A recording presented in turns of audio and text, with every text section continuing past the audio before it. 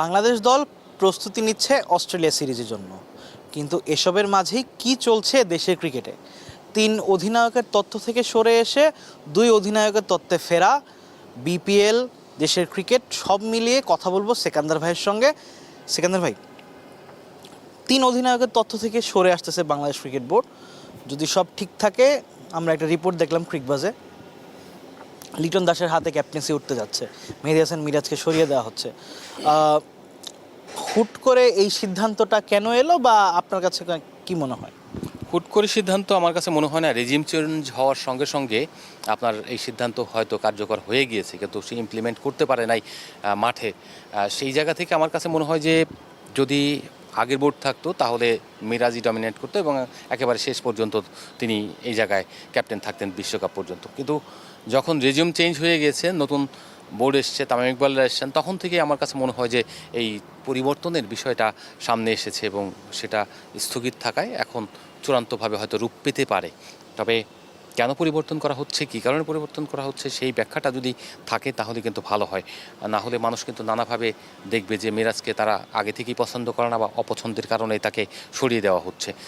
তো এইরকম অপবাদ না নেওয়ার থেকে আপনার পরিকল্পিতভাবে যে আমরা দীর্ঘমেয়াদে এই কারণে লিটন ইজ বেটার বা আমার চয়েস আগের বোর্ড যারা ছিল তার কাছ থেকে নিয়েছে, তার যেন মিরাজ ব্যর্থ একজন মানুষ এইরকম প্রমাণ না হয়। রেজাল্টের দিক দিয়ে চিন্তা করলে মিরাজ কিন্তু একজন সাকসেস ক্যাপ্টেন, কিন্তু আপনি ব্যক্তিত্ব অন্য জায়গাগুলো চিন্তা করেন যে কিছু থাকে, ছোটো ছোটো টুলস থাকে, সেই টুলসের দিক থেকে যদি বিবেচনা করেন তাহলে হয়তো মিরাজকে আপনি মার্কিংয়ে কিছুটা পিছিয়ে রাখতে পারেন, কিন্তু সেটাকে আপগ্রেড করা যায়।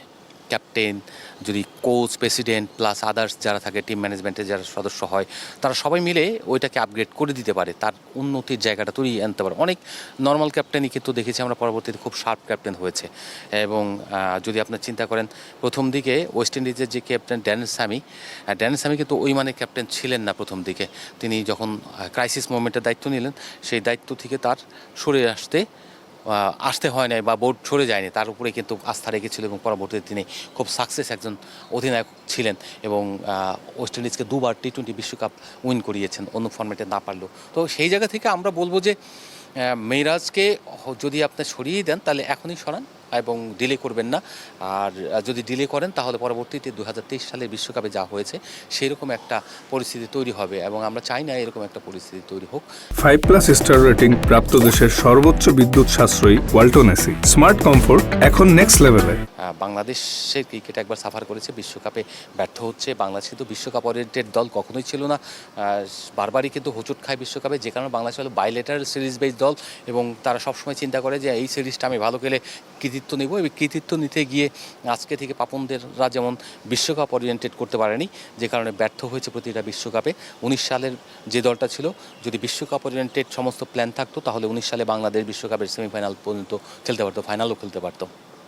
আফগানিস্তান আপনার সেমিফাইনাল খেলে ফেলে আপনার এই কয়েক বছর, এত বছর মধ্যে টি-20তে এসে, অথচ বাংলাদেশের ক্রিকেট কালচার থাকার পরেও বাংলাদেশ পারে না। এটার কারণ হচ্ছে আপনার ওই যে বললাম বাইলেটারাল কালচারের কারণে। এখন মিরাজকে এই ব্যাড কালচারের মধ্যে ফেলবেন না, আপনি মিরাজকে অযোগ্য প্রমাণ করবেন না যোগ্য হিসেবে তাকে রেখে দেবেন, সেটা হলো আপনাদের ব্যক্তিগত ব্যাপার এবং এই বোর্ডের সিদ্ধান্ত।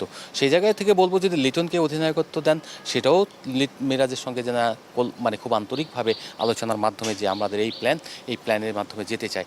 যেহেতু বুলবুল সাহেব তাকে ক্যাপ্টেন্সি দিয়েছিলেন এবং 2027 সালের বিশ্বকাপ পর্যন্ত তাকে এক্সটেনশন করা হয়েছিল, সব কিছু মিলিয়ে বলবো যে একটা আনহেলদি পরিবেশ যেন ড্রেসিং রুমে বা বাংলাদেশের ক্রিকেটে না আসে, একটা হেলদি জায়গা যেন তৈরি হয়। এখন ক্যাপ্টেন্সি থেকে সরিয়ে দিলে তো কিছু করার নেই, ক্যাপ্টেন্সি যে কোনো সময় কেড়ে নেওয়া যেতে পারে, আবার নতুন কাউকে দায়িত্ব দেওয়া যেতে পারে। লিটন খুব ভালো ক্যাপ্টেন, ডিসিশন নেওয়ার ক্ষেত্রে মাঠে ইনস্ট্যান্ট অনেক বেশি সিদ্ধান্ত থাকে, প্লেয়ারদের সঙ্গে আন্ডারস্ট্যান্ডিংয়ের ক্ষেত্রে, ব্যাক করার ক্ষেত্রে, বোল্ডলি স্ট্যান্ড নেওয়ার ক্ষেত্রে, এগুলি সে হয়তো ওই ব্যক্তিত্বের জায়গাগুলি তার আছে। আমরা আশা করব যে লিটনকে যদি দেওয়া হয় তাহলে তিনি হয়তো ভালো করবেন, তাকে ফিট রেখে 2 ফর্ম্যাটে কীভাবে ভালো করানো যায় সেই চিন্তা বাংলাদেশ ক্রিকেট বোর্ডে থাকবে। আর তিনি যেহেতু সাদা বলের একটা ক্যাপ্টেন্সি করেন এবং ওই জায়গায় কিন্তু দলটাকে ভালোই গুছিয়ে নিয়ে এসেছিলেন, সেই ক্ষেত্রে তাকে যদি স্বাধীনতা দেওয়া হয় তিনি হয়তো ভালো করবেন। কিন্তু মিরাজের জায়গাটাও আমি বলবো যে তাকে যেন স্ট্যাবেল মানসিক সতর্কতার মধ্যে রাখা হয়, কারণ তিনি একটা গুরুত্বপূর্ণ প্লেয়ার। যদি আস্তে শুধুমাত্র টেস্ট ক্রিকেটার যেন না হয়ে যায়, তিনি যেন ওয়ানডের জন্য একটা ইম্পর্টেন্ট ক্রিকেটার হিসেবে থাকেন, তার যেন মেন্টাল ওই ট্রমার মধ্যে না যেতে হয় কিংবা একটা আঘাত না পায়। কারণ হচ্ছে মিরাজ এই ক্ষেত্রে দুটো জিনিস হতে পারে, একটা খুব আউটস্ট্যান্ডিং হয়ে যেতে পারে, আবার একেবারে ডাউন হয়ে যেতে পারে। সাকিব আল হাসান হলেও যদি তার মেন্টালিটি থাকতো তাহলে তিনি সে আউটস্ট্যান্ডিং হয়ে যেত। আর যেহেতু অ্যাভারেজ মেন্টালিটি, তাই আমি মনে করি যে এখানে একটা ধাক্কা লাগার সম্ভাবনা বা শঙ্কা থাকে। সেই জায়গা থেকে উত্তরণের জন্য বাংলাদেশ ক্রিকেট বোর্ডের সভাপতি যিনি তামিম ইকবাল, তিনি তো এরকম নানা রকমের পরিস্থিতির মুখোমুখি হয়েছেন। অতএব তার সিদ্ধান্ত নেওয়ার ক্ষেত্রে যেমন মুন্সিয়ানার পরিচয় দিতে হবে, তেমনি মিরাজকে যদি সরিয়েও দেওয়া হয় যেন সেটা একটা হৃদ্যতাপূর্ণ সম্পর্কের মাধ্যমে হয়। কারণ তিনি যখন সমালোচনা করছিলেন নাজমুল হোসেন শান্তর কাছ থেকে ক্যাপ্টেন্সি কেড়ে নেওয়া হয়েছিল, তেমনি এখানে যদি তিনি ওইভাবেই প্রক্রিয়াটা ফলো না করেন, নিজস্ব যে একটা সুন্দর প্রক্রিয়া থাকে সেটা না করেন, আন্ডারস্ট্যান্ডিংয়ের মাধ্যমে না হয়, তাহলে কিন্তু তারও সমালোচনা হবে। প্রেসিডেন্ট হিসেবে তখন তিনিও একটা বিতর্কের মধ্যে পড়ে যাবেন। আমরা চাই না সেটা করুক, কারণ তামিম ইকবাল একজন বিচক্ষণ, অনেক এই সাম্প্রতিক ক্রিকেট, আধুনিক ক্রিকেটের সঙ্গে বাংলাদেশের অ্যাডাপ্টেড ছিলেন। সেই জায়গায় অবশ্যই তাকে আমরা সাকসেস দেখতে চাই। তার ইন্টেনশন ভালো, সেই ইন্টেনশনটা যেন আরও বেটার হয়। মিরাজকে দায়িত্ব থেকে সরিয়ে দেওয়ার সময় নাজমুল হোসেন শান্তর সঙ্গেও কথা বলেছিল বিসিবি। আমরা যতটুকু জেনেছি শান্ত দায়িত্বটা নিতে চাচ্ছেন না, এই কারণেই লিটনকে দায়িত্বটা দেওয়ার পক্ষে বিসিবি, এবং লিটনের ডেপুটি হিসাবে তাহির হৃদয়, যিনি টি-20-তে বর্তমানে লিটনের ডেপুটি আছেন, তাকে দায়িত্ব দিতে চাচ্ছে, ওয়ানডেতেও দায়িত্ব দিতে চাচ্ছে। আমরা একটু শান্তর ব্যাপারটা জানতে যাবো সেকেন্দ্র ভাই। সেকেন্দ্র ভাই, শান্তকে কি অ্যাপ্রোচ করা হয়েছিল এবং শান্ত কি সেটা না করে দিয়েছেন? না, শান্তর সঙ্গে বোধহয় এটা কোনো কথা বলবো না। যদি দেওয়ায় মানে শান্তকে শুধুমাত্র টেস্টে রাখবে, সাদা বল আর লাল বল এই দুইটা সেগ্রিগেশন করা হবে। যদি সাদা বলে যেহেতু লিটনকে আপনি টি-20 থেকে সরিয়ে দিতে পারছেন না, তাই আপনাকে দিলে লিটনকেই আনতে হবে, এই প্রসেসে যদি আপনি চিন্তা করেন। আর যদি লাল বলে শুধুমাত্র টেস্টের কথা চিন্তা করেন, কারণ হলো মেন্টালিটি একই রকম, সাদা এবং ওয়ানডে এবং টি-20 এই দুইটা সার্কেল যেহেতু একই রকম, সেই ক্ষেত্রে আপনার একজন ক্যাপ্টেন থাকলে বেটার। আর টেস্টে শুধুমাত্র টেস্টের ক্যাপ্টেন হোক, কারণ টেস্টের প্লেয়াররা আলাদা, টেস্টের ম্যাক্সিমাম প্লেয়ার কিন্তু আলাদা, মেন্টালিটি আলাদা, অ্যাপ্রোচ আলাদা, সব কিছু যখন এরকম থাকে তখন আমার মনে হয় যে এই শান্তকে টেস্ট ক্যাপ্টেনই হিসেবে রাখা উচিত। আর যেটা হচ্ছে যে যদি লিটনকে দেয় ওইটা সেক্ষেত্রে ওয়ানডেতে তাকে নিয়ে আসা উত্তম। কিন্তু ক্যাপ্টেন্সি চেঞ্জ হয়ে যাচ্ছে একেবারে নিশ্চিত, এরকম বার্তা কিন্তু এখন পর্যন্ত নয়, কালকে মিটিংয়ে হয়তো ডিসিশন হয়ে যেতে পারে। কিন্তু তার আগে হচ্ছে যে ব্যাপারটা হচ্ছে যারা লিখেছেন তারা তো নিশ্চয়ই একটা জেনেই লিখেছেন, একটা বা নির্ভরযোগ্য সূত্র। তারপর সিদ্ধান্ত পরিবর্তন হতে তো বেশিক্ষণ লাগে না, যে কোনো সিদ্ধান্তই পরিবর্তন হতে পারে বা স্ট্যাটিক হতে পারে। তবে আমার কাছে মনে হয়েছে রেজিম চেঞ্জ হওয়ার সঙ্গে সঙ্গেই মিরাজের ক্যাপ্টেন্সির ব্যাক এন্ডে চলে গিয়েছিল, টেনিয়রটা শেষ হয়ে গেছে, কিন্তু সেটা ইমপ্লিমেন্ট করতে একটু সময় নিয়েছে। কারণ হচ্ছে অনেক ব্যাপার থাকে যেগুলি হয়তো প্রকাশ্যে আমরা বলতে চাই না বা বলতে পারিও না, বলবো না, কারণ এইগুলি হচ্ছে যে সব কিছুর তো আর মানে ব্ল্যাক অ্যান্ড হোয়াইট এখানে প্রমাণও করার বিষয় থাকে, সেগুলি আমরা দিতে পারবো না। তাই আমরা আলোচনার বিষয়গুলো এখানে না নিয়ে আসি, কিন্তু উপলব্ধির জায়গা থেকে। এবং মিরাজের সঙ্গে অন্য সিনিয়র ক্রিকেটারদের যে দূরত্বটা ছিল, মিরাজ হয়তো এটা বুঝতে দেয়নি, কিন্তু মিরাজকে হয়তো মানে কেউ ওন করে না, অ্যাকসেপ্ট করে ওন করেনি, মানে যে ঠিক আছে এরা আমার লোক না, ও আমার লোক না, এরকম হয়তো বাংলাদেশের ক্রিকেটার হয়তো থাকতে পারে বা এরকম হয়েছে একটা সময় পর্যন্ত। এখন হয়তো সেইটা অনেকটা চেঞ্জ হওয়া উচিত, এবং চেঞ্জ হলে একটা সুন্দর কালচার তৈরি হওয়া উচিত। যে ভাই সেকেন্দ্র ভাইয়ের সঙ্গে কথা বলছিলাম, সেকেন্দ্র ভাই গত পরশুদিন একটা রিপোর্ট করেছেন বিসিবির কাঠগড়ায় বিসিবির মেডিকেল বিভাগ লিটন দাসকে নিয়ে যেভাবে জিম্বাবুয়ে নিয়ে যাওয়া হলো, তারপর তাকে সিঙ্গাপুর পাঠানো হলো, সব মিলিয়ে পুরো প্রক্রিয়াটাতে 25 লক্ষ টাকার মতো বিসিবির ব্যয় হয়েছে, এবং যার রেজাল্ট হিসাবে বিসিবি এখন পর্যন্ত কিছু পায়নি, উল্টো টাকা গিয়েছে। এবং এমনকি লিটন অস্ট্রেলিয়ার সঙ্গে সিরিজের প্রথম টেস্টটাও খেলতে পারছেন না। লিটন আজকে অনুশীলনে এসেছেন, দেশের মানে প্র্যাকটিস কিট গায়ে দিয়ে অনুশীলনটাও করেছেন, মানে হালকার নিজেকে ওয়ার্ম আপ করার চেষ্টা করেছেন। আমরা একটু এই ব্যাপারটা নিয়ে সেকেন্দ্র ভাইয়ের সঙ্গে কথা বলবো। সেকেন্দ্র ভাই, আপনার সঙ্গে আমরা মেডিকেল বিভাগের ব্যর্থতা নিয়ে কথা বলেছিলাম, কিন্তু এই লিটনের এই পুরো প্রসেসটাতে যে বিসিবির 25 লক্ষ টাকা খরচ হলো, এটা নিয়েও একটা রিপোর্ট হয়েছে। পুরো বিষয়টা আপনি কীভাবে দেখছেন?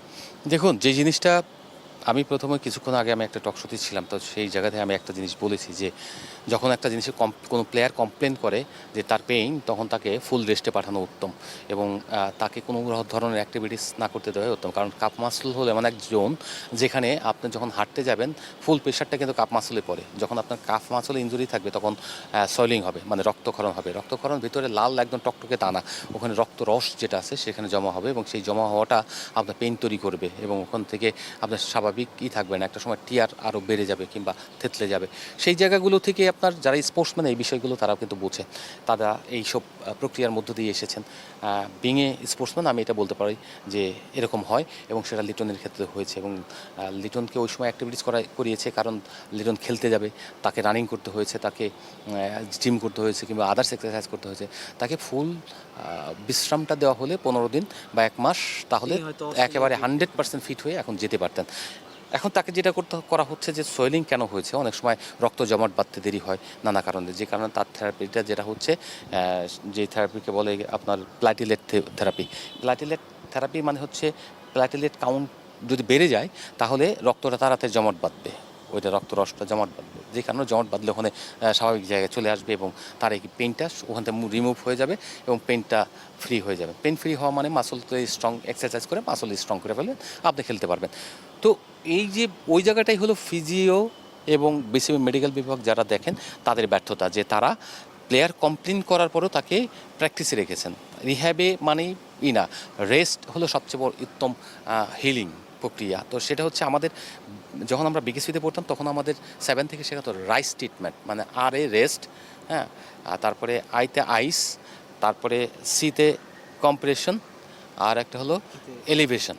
মানে একটা হচ্ছে ঝুলিয়ে রাখা, প্রথম হলো আপনার রেস্ট নিতে হবে, যে কোনো ইনজুরির পর প্রথম কাজ হলো রেস্ট নেওয়া, ওটাকে স্টেবল জায়গায় নিয়ে আসা, তারপরে আইসিং করা ওই টাইম অ্যাট এ টাইমে। আইসিং করলে আপনার রক্তক্ষরণটা বা বন্ধ হয়ে যায়, মানে শীতল হয় রক্তক্ষরণ বন্ধ হয়। যে কোনো আইসিংয়ে দেখবেন ব্লিডিং হলেও আইসিং করা হয়। তারপরে কম্প্রেশন, মানে চাপ দিয়ে, যদি কোনো জায়গায় থাকে চাপ দিয়ে ওই জায়গাটা শক্ত হয়ে গেলে নরম করে ফেলা, করে ফেলা। তারপরে গিয়ে আপনার এলিভেশন, মানে উপর দিকে ঝুলে রাখলে, পায়ে হলে উপর দিকে ঝুলে রাখলে এটা নিচের দিকে ব্লাড সার্কুলেশন থাকবে, ফলে আপনার ওইটা রিলিজ তাড়াতাড়ি হবে, পেইন রিলিজ হবেই হবে। তো সেই জায়গা থেকে এই ট্রিটমেন্টগুলিকে কমন জিনিস, যদি এখানে তারা এই কাজগুলো করতেন তাহলে আমার মনে হয় যে তা এই জিনিসগুলো খুব সহজেই মেনটেন করা যায়। তখন তো আমাদের সময় মেডিকেল বিভাগ ছিল না, কিছু ছিল না, কোনো চিকিৎসাই হয় নাই, শুধুমাত্র অর্থোপেডিক যেমনও করতো তাই আসলে করে দিত এক্সারসাইজে, মানে এক্সরের উপরে, এক্সরে যে হয় ওইটার উপরে, এমআরআই এগুলো কিছু করাতো না। তো যে কারণে আমরা সাফার অনেক বেশি করেছি, জীবন থেকে অভিজ্ঞতা থেকে বুঝেছি যে এই বিষয়গুলো ইনজুরি এরকম।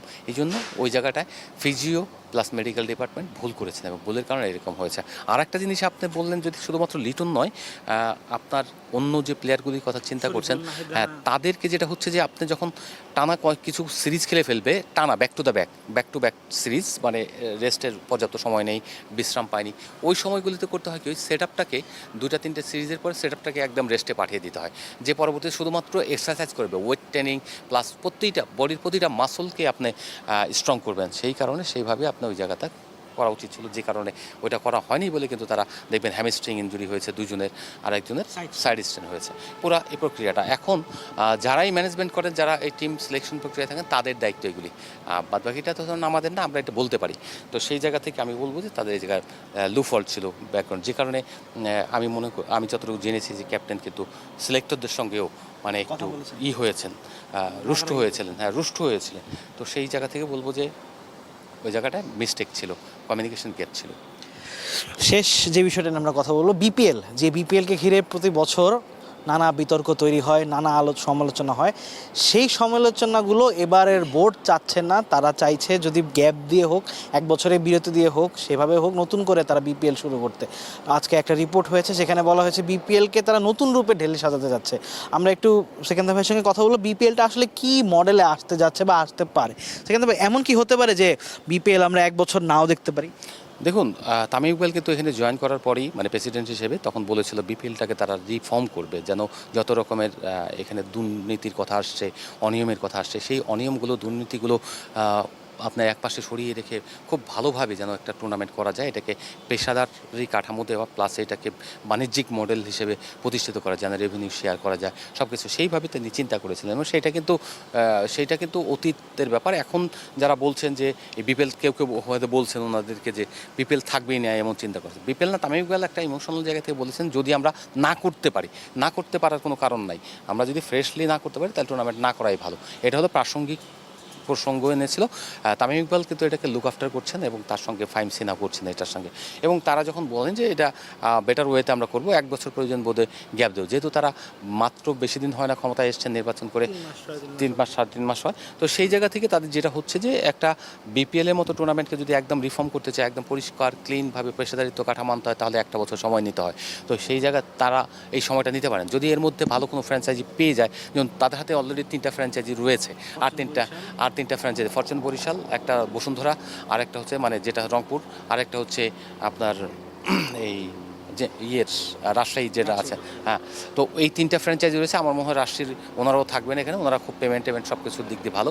আরও 3টা ফ্র্যাঞ্চাইজি যদি আসে এবং সেটাকে যদি বিজনেস মডেলে তাদেরকেও শুধুমাত্র বিপিএল টুর্নামেন্টটা আমরা করলাম, বিসিবি করলো, করে শেষ করে দিল, বিসিবি লাভ করলো, এখানে না, এইটাকে ফ্র্যাঞ্চাইজিগুলিকে ভারত যেভাবে ভায়াবেল করছে, পাকিস্তান যেভাবে ভায়াবেল করছে, সেইভাবে বিসিবিকেও ওই রকম নকশায় যেতে হবে এবং তাদেরকেও প্ল্যান দিতে হবে, তাদেরকেও অ্যাক্টিভিটিস করার সুযোগ করে দিতে হবে যেন তারা লাভবান হয়। আপনার রেভিনিউ শেয়ারের প্রচেষ্টা থাকতে হবে, অর্থাৎ আপনি যদি আগামী 5 বছর প্ল্যান করেন, 5 বছরে বিসিবির কোনো লাভ করবে না কিন্তু লসও করবে না, কিন্তু এখান থেকে যত প্রফিট আসবে মিনিমাম আপনার 10 কোটি টাকা আপনার প্রফিট করবেন এবং 1 কোটি টাকা প্রথমে 50 লাখ টাকা করে রেভিনিউ শেয়ার করবেন, পরের বছর আপনার টার্গেট থাকবে 1 কোটি টাকা শেয়ার করবেন, তারপরের বছর গিয়ে পার্সেন্টেজে আসবেন, তারপরের বছর গিয়ে এইভাবে পার্সেন্টেজ বাড়িয়ে এই ভ্যালুটাকে, এই টুর্নামেন্টের ভ্যালুটাকে যখন আপনি অনেক উপরে নিয়ে যেতে পারবেন, তখন এটার আপনার রেভিনিউ শেয়ারিংটাও খুব ভালো হবে।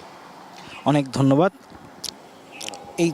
এই মুহূর্তে বাংলাদেশ দল ব্যস্ত পুরোপুরি অস্ট্রেলিয়া সিরিজকে ঘিরে, তবে এসবের মাঝে আগামীকাল বিসিবির বোর্ড মিটিং আছে, যে মিটিংয়ে সিদ্ধান্ত নেওয়া হবে বাংলাদেশের ওয়ানডে অধিনায়ক হিসেবে মেহেদী হাসান মিরাজ থাকছেন নাকি তার জায়গায় লিটন দাস দায়িত্ব নিচ্ছেন। এমনকি বিপিএল নিয়েও আলোচনা হবে, প্লাস ভারত সিরিজ যে ইন্ডিয়া বাংলাদেশে আসবে কিনা বা ইন্ডিয়া সিরিজ নিয়ে কি নতুন আপডেটস আছে সেগুলো জানা যাবে। দর্শক, এতক্ষণ আমাদের সঙ্গে থাকার জন্য অনেক ধন্যবাদ।